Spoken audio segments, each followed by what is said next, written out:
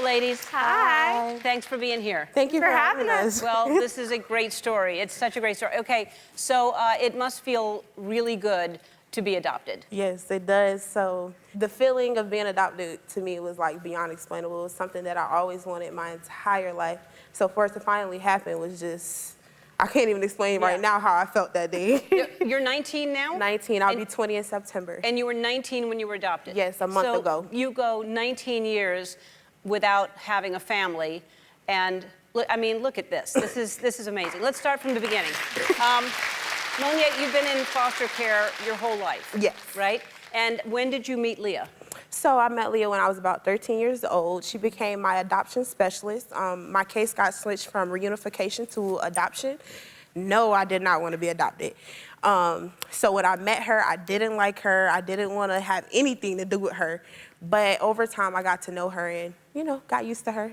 You didn't, because you didn't trust people? You just... I didn't want to be adopted. I didn't want to, I felt like if I would have got adopted, I would have had to move out of my county, switch schools. I didn't want to do any of that. Right. So I kind of was like not interested in meeting her because I was like, she's going to force a family on me. She's going to force me to do all this stuff I didn't want to do. Right. And you formed a bond because you didn't force her, right? Correct. Yeah. So how was the bond formed?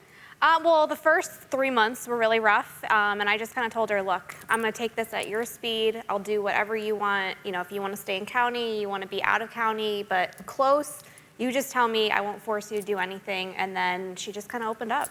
How soon in did you start calling her mom?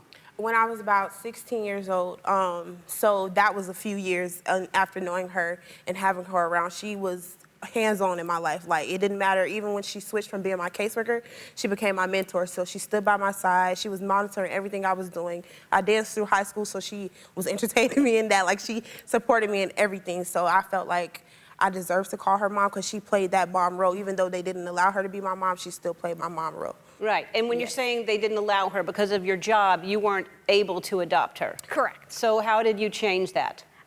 Well, I was watching a documentary in December of 2020, and it was about an adult who had gotten adopted, and I didn't even know that was a thing. So then I asked her, I said, is this still something that you would want? And she knows I prank people, so she was like, yeah, sure. And then I gave her paperwork, and I asked her, you know, do you want to change your last name? And I think it hit her. Yeah, I was like, oh, this is for real? Yeah. Because at first, like, I didn't even hear about an adult adoption. I didn't know what that was. And all my life of being in foster care and working throughout the foster care industry, I knew nothing about adoption. So when she said that, I was like, what are you talking about? But sure. But I mean, like, how emotional was that day? What was that? I mean, you said Did you see us ugly crying? Yeah. But I mean, you know, you're waiting for this your whole life. My whole life. And for her to adopt me, I waited 6 years. So like I said, that moment was beyond explainable. Like, the only thing I could do to express the way I felt was like, I felt like cry, because it was just, like I said, overwhelming. Like, I wasn't even prepared for that day. Yeah, yeah. Well, I'm sure, you know, you thought, well, I know this is going to happen, but when it finally does happen, like, you can't really prepare for that. No. But you're both huge advocates now for foster, and why is that important? Well, like I said, growing up in care, it was hard for me. Doing everything without parents. I did my senior year by myself, and I went through a really bad depression because it was like I was seeing everybody else go through grad photos and stuff with their parents, and then there was me doing everything by myself. And I also always felt like I wasn't worthy of parents because I did try to pursue a relationship with both of my parents, and it didn't work out. So I just, once I turned 18 and aged out of foster care, I just felt like that was it for me. That was it. And then, like I said, maybe last year when she texted me, it just changed everything. Yeah. Just changed the whole game for me. Well, I mean, I can't imagine what that's like to go through your whole youth not having a family and feeling like you're doing everything on your own. So what a remarkable, strong woman you are. I mean, good for you for making it through and having, you know, and just still having a smile on your face. Thank you. It's great. All right, we have to take a break. More with Monyay and Leah after this. You have 4 younger siblings, and you graduated high school early so that you could take care of them. Yes, so it was a little hard for me to balance going to work in school and helping take care of my brother, so I stopped school, unfortunately.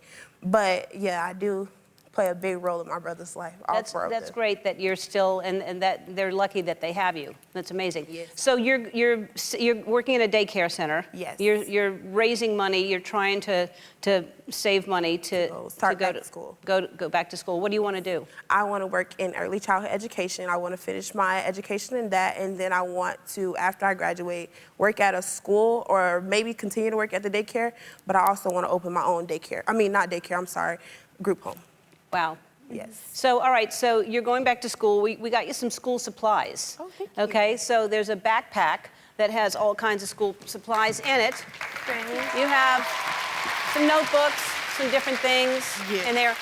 The front pocket, if you open that, see what's in that front pocket. Oh my God, no.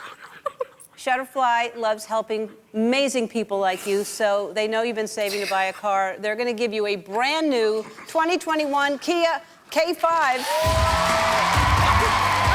Let's go in there. Here, I'll hold your backpack. You take your keys. Oh my gosh. Oh my gosh. Oh my God. You're welcome. Get in your car. Oh my God. Yes. Now you don't have to save for a car.